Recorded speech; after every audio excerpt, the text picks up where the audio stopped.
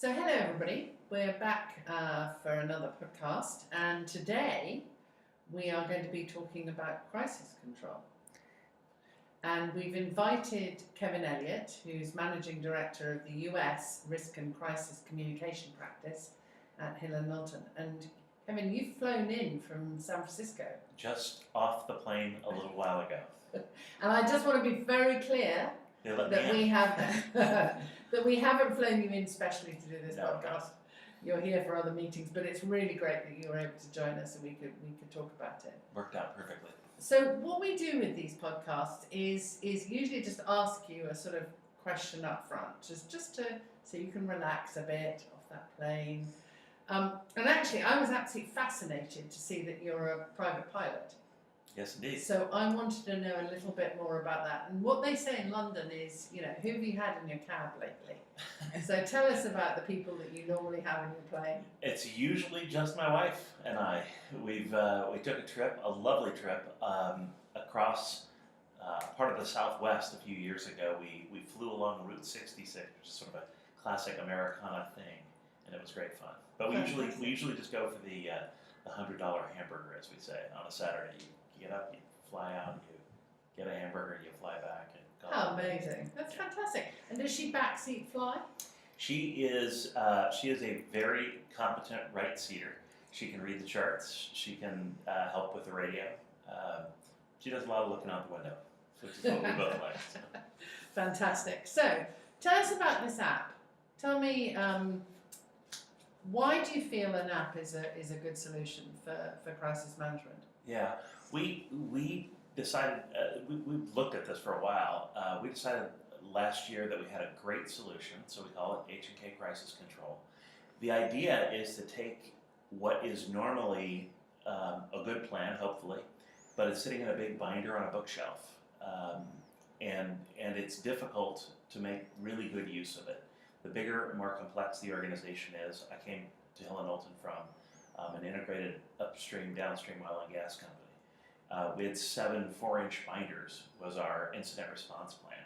And the sort of joke was that when the bell rang, because literally there was a bell at the facility where I had my office, when something went wrong, the bell rings, first person who runs for the plan is the first person out the door when the dust settles. What crisis control does is it puts that plan in a more usable format right in your hand.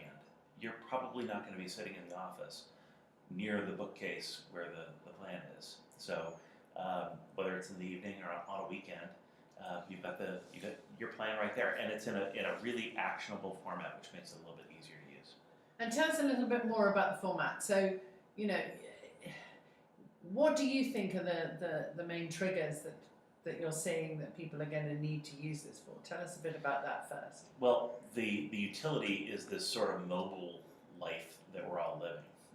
People are a little less tethered to a place, and expected to be a lot more accessible anywhere. So the fact that it's just a mobile app with your plan makes it good.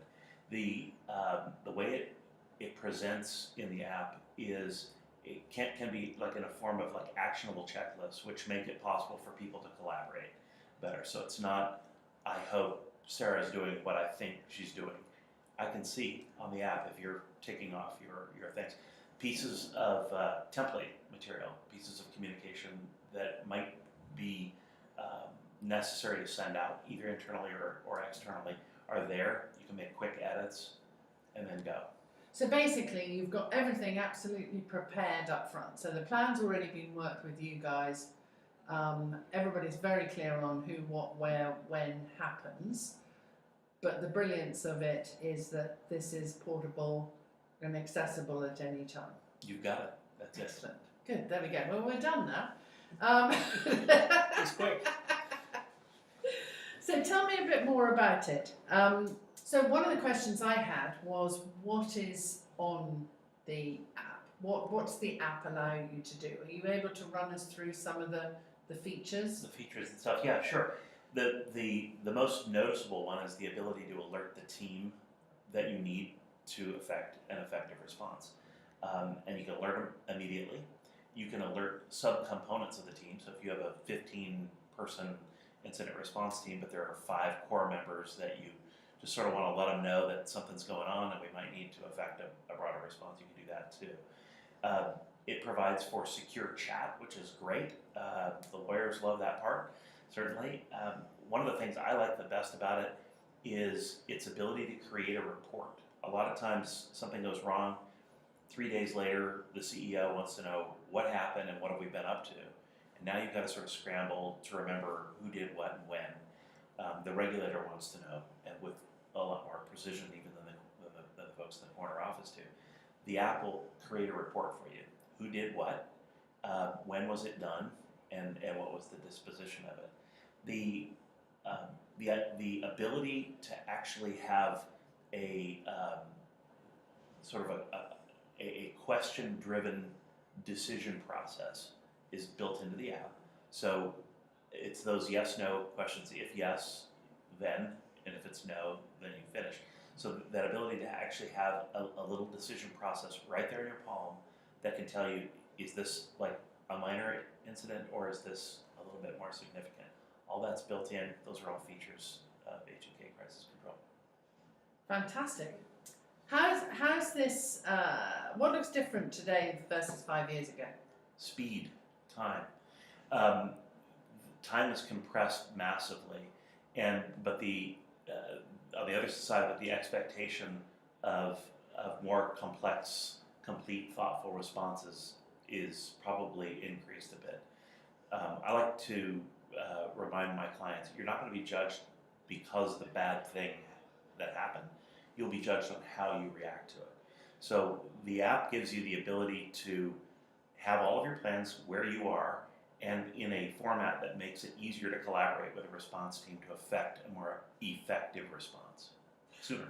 I can completely see that. I listened to an interesting interview actually a couple of years ago now with somebody who was an Uber long lifer, and he said how extraordinary it was. When they set up Uber, they would get complaints if the taxi was 10 minutes late. People would be calling in then. Now they get complaints if the taxi is a minute late.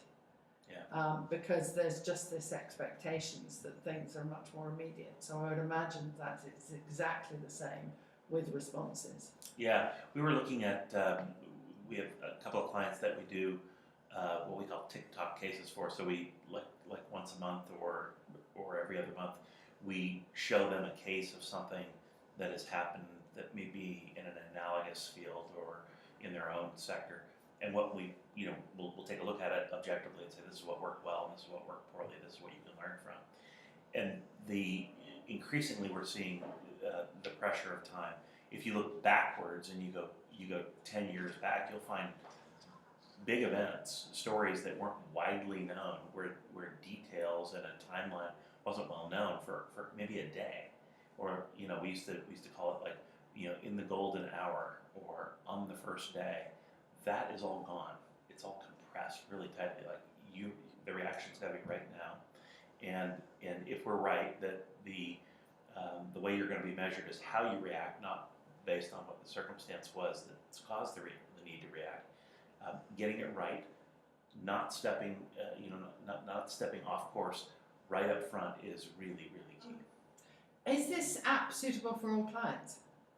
It is. Let me offer a caveat. There are some organizations that it's just better suited for. An organization that has, where the team is distributed widely, we just installed one for an upstream, small upstream energy company in the sort of west of the United States or the Rocky Mountain areas. They have a number of facilities across 4 or 5 states in the west.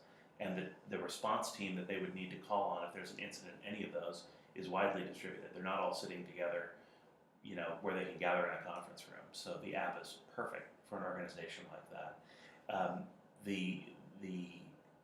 It's good for everybody that has a plan that might need to react. It's better for some than for others. Okay. So you've written many thought pieces in which you mention how mobile and this app particularly have been a true revolution for crisis management. What do you think the next one is?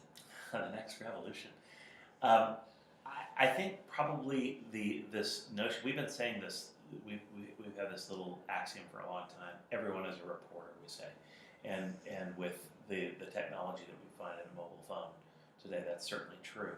I think the ability for everyone to be a more effective broadcaster will probably be an incremental step forward. So with social media, we reach large audiences quickly. If once we bundle tools and technology together to actually turn us into a reporter, to turn us, we're each the BBC or we're each CBS News or something like that, I think we're going to see that, and I think we're going to see sort of a radical step forward. And have you got global clients using the app, or does it tend to be more localized, or do they take variations depending on their local? Yeah, it's variations. We're actually installing one for a company that is based in the U.S., but they do business throughout the Pacific. So the Western, the Eastern Pacific, where they're based, and throughout the Western Pacific, all the way to the edges of Asia. The app wouldn't know the difference, if I could say it that way, between whether a company was global or not. It's really the ability to collaborate with a team that you need to respond in the way that you need to for the risks that you might face. Okay. Another question is, I'm a client. I've already created my crisis plan with my marvelous PR agency, but they don't have an app. Can I call you? Absolutely, we'll make it work. I think you'd be missing the hill+knowlton factor there, which always pains me, but we will make it work. And in fact, what we would need to do in the process is take a look at your app, of course, to get it up, because your plan, excuse me, so that we could get it onto the app properly and make sure that it's being hosted and usable in the right format. And we'd probably find a way to help you make it better. And question, because always we want people to be able to get in touch with people. Who would you recommend that our WPP client leaders reach out to? Well, I would be a good starting point. If you're here in the UK or in Europe, Tim Luckett, who's our global practice leader and a terrific guy, that would be a good place to start. If you're on the other side in Asia, in that region, Alec Peck, another good place to go. So the three of us we'll take care of you. Perfect. And we'll obviously include all those contact details in the details about the podcast so everybody can get in touch. Perfect. That's fantastic. Well, thank you, Kevin. Okay, so the dreaded last question. I'm tempted to ask you what's the worst disaster movie you've ever seen, given that we've been talking about crisis and disaster. But actually, I think I'll stick to what we normally ask in these situations. So what's the best advice you've ever received, Kevin? Oh my goodness. I've received a lot of advice. I think, honestly, though, the best advice I ever received was from a colleague, a peer of mine. It was a number of years ago. And it's terrific, timeless wisdom. She told me, I don't even remember the context now, but she told me, if you like it, don't get too attached to it because it'll change. And if you don't like it, don't worry, it'll change. That's excellent and very apposite. Thank you very much, Kevin. Really appreciate you coming and doing this podcast with us. My pleasure. Thank you very much, Kevin.